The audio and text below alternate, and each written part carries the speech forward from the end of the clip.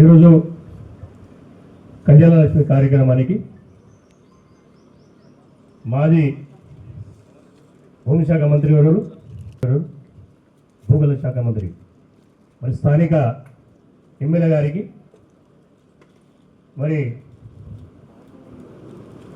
MRO గారికి, MPDO గారికి, స్థానిక ఉన్న సరికొండ మరి నూతనంగా గెలిచిన సర్పంచులకు, నూతనంగా గెలిచిన ఉప సర్పంచులకు, వార్డు మెంబర్లకు, ఆల్ పార్టీ నాయకులకు, విలేకరులకు, కళ్యాణలక్ష్మి మా అక్క చెల్లెలకు, ఇక్కడికి వచ్చిన మా అన్నదమ్ములు, మా అక్క చెల్లెలకు అందరికీ పేరు పేరున నా నమస్కారం తెలియజేస్తూ, మరి ఈరోజు 257 మందికి లబ్ధిదారు ఇక్కడ రావడం జరిగింది. 2,57,982 రూపాయలు ఇక్కడ బెనిఫిషరీలకు రావడం జరిగింది. మరి ఎన్నో రోజులు, చాలా రోజుల నుంచి పెయింటింగ్ ఉన్నాయి. మరి ఇక్కడ ఎంఆర్ఓ గారు కానీ, ఎంపీడీఓ గారు కానీ ఇన్ని రోజులు ఆపకుండా, ఇన్ని రోజులు మీరు ఆపితే ఎవరైతే శాలి కళ్యాణలక్ష్మికి ఎవరైతే అప్లై చేసుకున్నారో వారు చాలా గ్రామంలో చాలా రోజుల నుండి అప్లై చేసుకుంటే ఇంతవరకు రాలేని చెప్పి గ్రామంలో చెప్తా ఉన్నారు.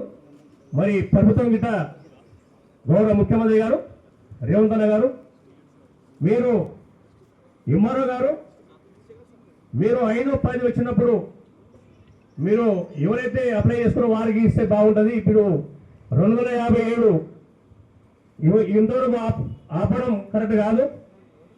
మీ స్థాయిలో మీరు ఉన్నప్పుడు పిలిచి ఇవ్వాలని చెప్పి ఈ సభాముఖంగా నేను తెలియజేస్తా ఉన్నా. ఎందుకంటే ఇచ్చేది తప్పదు. మరి ఇన్ని రోజులు ఆపి ఇప్పుడు ఇవ్వడం కరెక్ట్ కాదు. మీరు అధికారులు ఉన్నారు కాబట్టి ఎవరైతే కళ్యాణలక్ష్మి అప్లై చేసుకున్నారో వారికి మరి మీ పని మీరు చేయాలి. పబ్లిక్కు పరిశీలన చేయకుండా మరి ఆ విధంగా మీరు 5-10 ఉన్నప్పుడు ఇచ్చారని చెప్పి కూడా ఈ సభాముఖంగా తెలియజేస్తూ, కళ్యాణలక్ష్మి 1,16,000 రూపాయలు ఇవ్వడం జరుగుతుంది. గత ప్రభుత్వం గిట్ట 1,16,000 ఇచ్చేది. మరి మన ప్రభుత్వం గిట్ట ఆ రోజు 1,00,000 రూపాయలు ఇస్తాము, తులం బంగారు ఇస్తాము అన్నం వాస్తాము. కానీ బంగారం విషయం కాదు.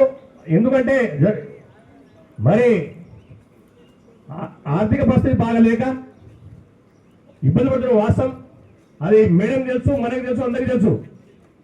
ఉంటే ఆర్థిక పరిస్థితి ఉంటే ఇస్తతందుకు ఏం వెనుకోవడం లేదు. అది కూడా మాట ఇచ్చాం. మాట గిట్ట ఇంకా మాకు సమయం ఉంది. ఇప్పుడే 28 నెలలు అయింది. ఇంకా 32 నెలలు ఉంటుంది ఇంకా. మరి అది కూడా మాట ఏదైతే మాట ఇచ్చామో ఆ మాట ప్రకారం గిట్ట నిలబడటం కూడా మా గౌరవ ముఖ్యమంత్రి గారు చెప్పడం జరుగుతుంది. ఏదైతే మాట ఇచ్చామో మాట నిలబడటం కూడా చెప్పడం జరుగుతుంది. కాబట్టి మరి ఇక్కడ వచ్చిన మా అక్క చెల్లెలకు, ఇక్కడికి వచ్చిన మా అన్నదమ్ములకు, అధికారులకు మరి అందరికీ పేరు పేరున నమస్కారం తెలియజేస్తూ ముగిస్తాను.